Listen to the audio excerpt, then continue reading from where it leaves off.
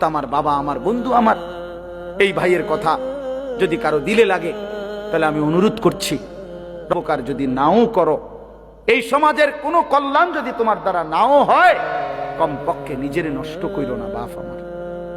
এই বন্ধুর কথা মনে রাখো, নষ্ট হইও না বাপ, চরিত্রহীন হইও না, কষ্ট পাইবা বাপ।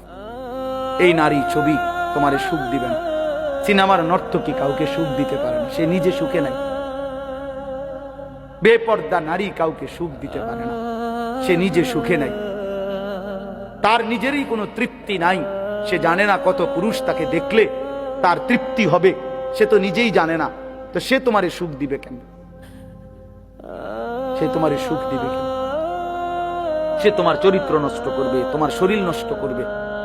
এই নারী ছবি, অশ্লীল দৃশ্য, হারাম কোনো সম্পর্ক ধীরে ধীরে চরিত্র নষ্ট করে, আখলাক নষ্ট করে, শারীরিক যৌন শক্তি নষ্ট করে, আখিরাতটাও বরবাদ করে।